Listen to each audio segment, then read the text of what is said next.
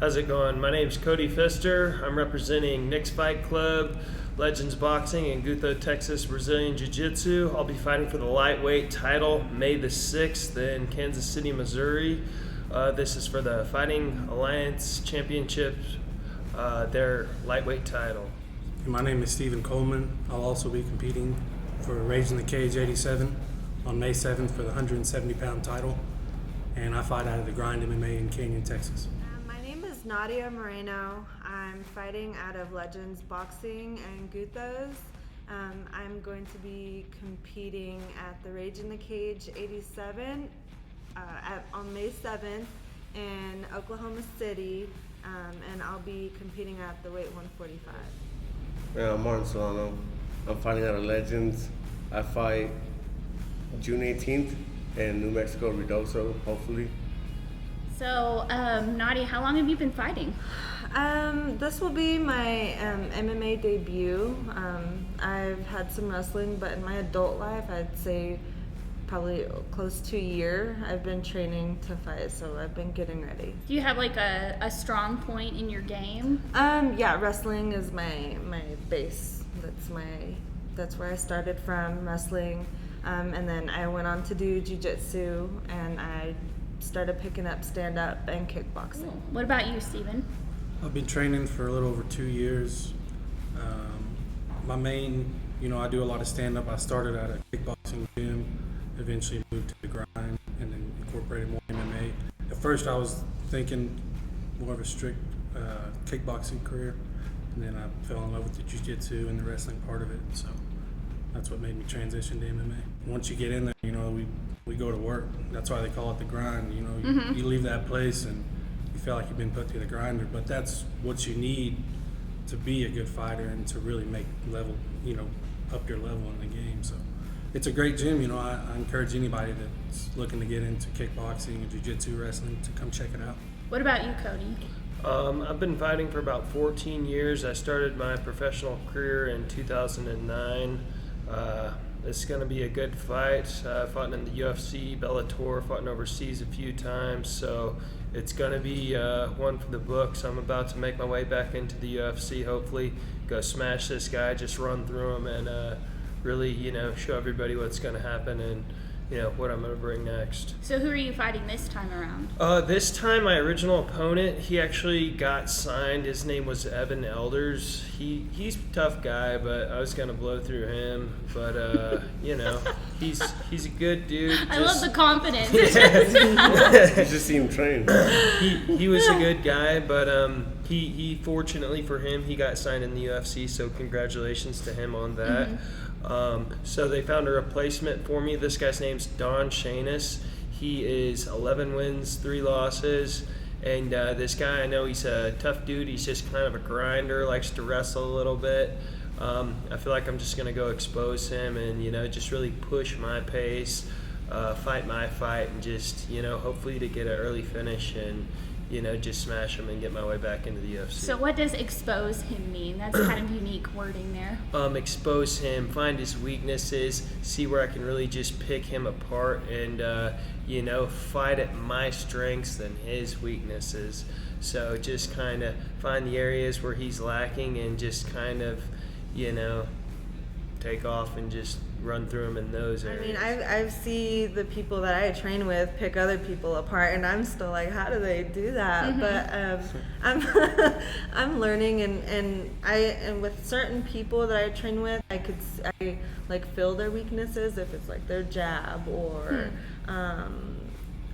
just their timing or their range or things like that. I see those little things, but I'm still lurking for that.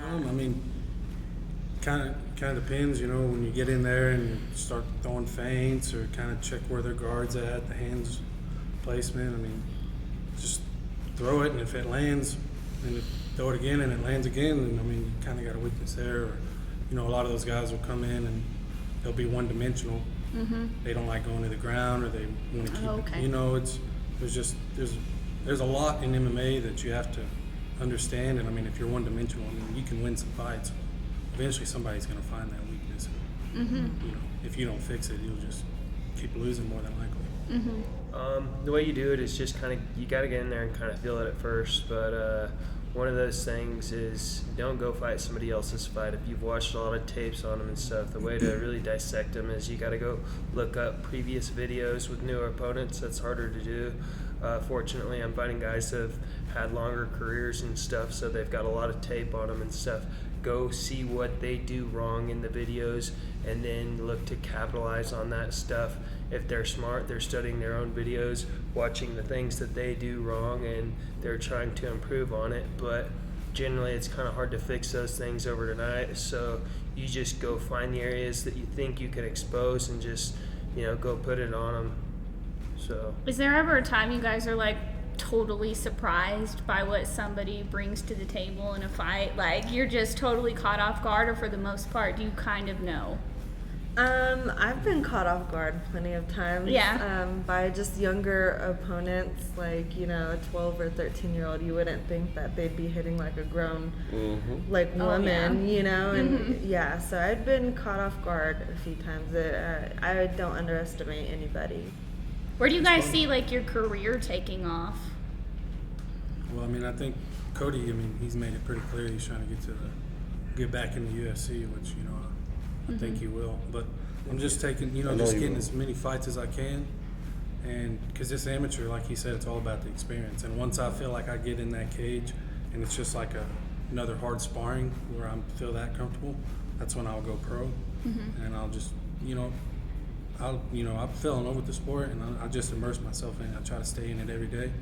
So I'm just going to keep getting better, and then whatever opportunity comes, you know, I want to fight on the bigger stages. The biggest stage I can get on, that's what I'll take. So.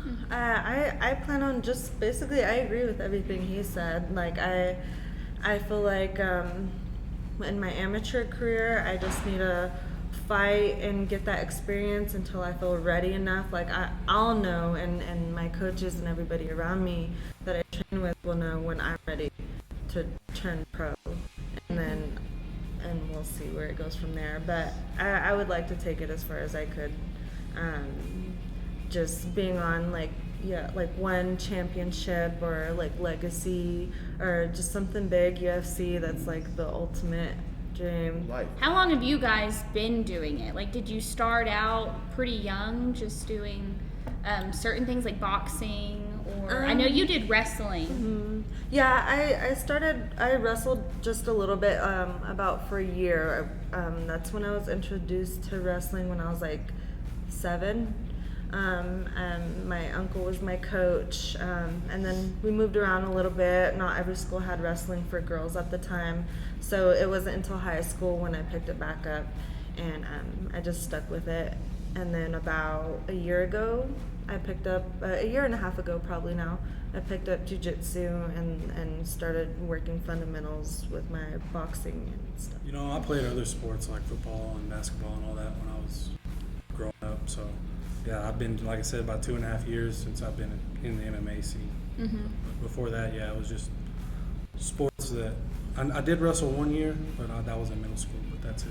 I started wrestling around 12 or 13, so that's like one of those things. Wrestling is a martial art in itself. So really started training actual MMA when I was about 16 years old. So you know, it's been a long time. That, and then been fighting my whole life, so Yeah. you know, a lot of people are like, "Oh, I'm a street fighter." It's like, shit, I've been in probably 100 street fights, no shit, and you know what I mean. I hate to, like, it's not a good thing, but I mean, it truly does. It builds confidence. It builds. Yeah, I mean, I've been in a bunch of fights, not just MMA. I've been in a bunch of fights, so I've been in the crazy scenarios and stuff, and that's why I only did 2 amateur fights, because. Fuck, I've been doing this my whole life. It taught me to fight to my strengths, honestly. Okay. Like, don't go sit there, like, dibble-dabble too much. You can try to fill somebody out a lot, and just, it kind of kills it. Go put your pressure on them, inflict your game plan, impose your will. The more you fight your fight, the better you're going to do. Sometimes people sit around, oh, I'm going to see what he does. Like, fuck that. Go take your fight to them. Exactly. Impose your will. I really like that line. Impose your will. What all goes into like the overall training in nutrition? Like when it comes down to like the nitty gritty. Once I get into camp, and you train a little differently, harder, about 6 weeks out, or maybe even shorter whenever you find out about the fight.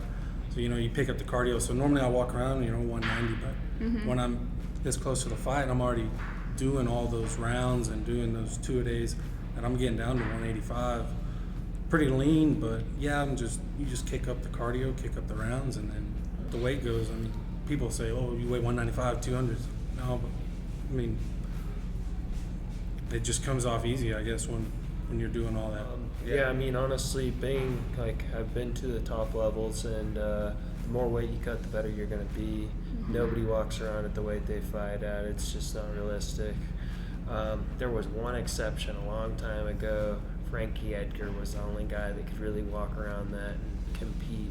But nowadays, if you're not cutting 20 pounds, you're not going to go very far. So just it's all about learning the art of doing that, kind of getting your body calculated in and stuff, and just there's a lot of water in your body. Your body's made up of like 80% water, so you're learning how to manipulate your body's water, and that's why you can go and put so much weight right back on, because you just kind of cut the sodium and stuff. That way you'll lose it a lot faster, not be as hard, eat real clean, and then after the weigh-ins you just drink a lot.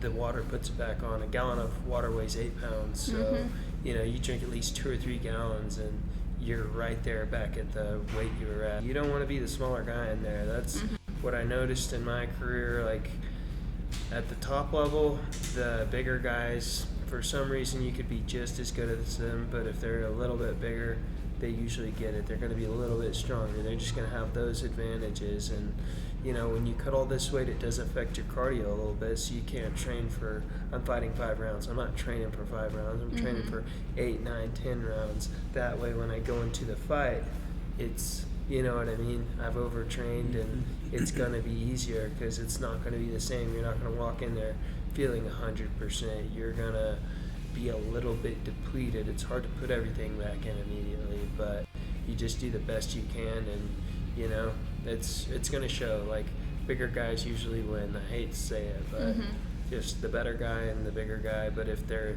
the same, like say they're both as equally as good as each other, but one of them weighs 5 pounds more, that guy's going to win just because he's a little stronger. To be pro is not just, I signed a contract or I got my license, this and that. To be a true professional is to know that whenever you go in there, you can adapt to any style. You've been to the amateur ranks. You know what to do.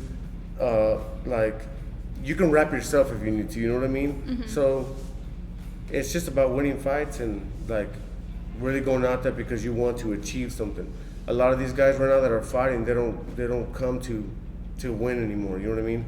They do it for, the clout, they do it to get a little share or here and there, But I mean, it's like if you really want to be a true professional, you come out here, you work hard, and you're really ready.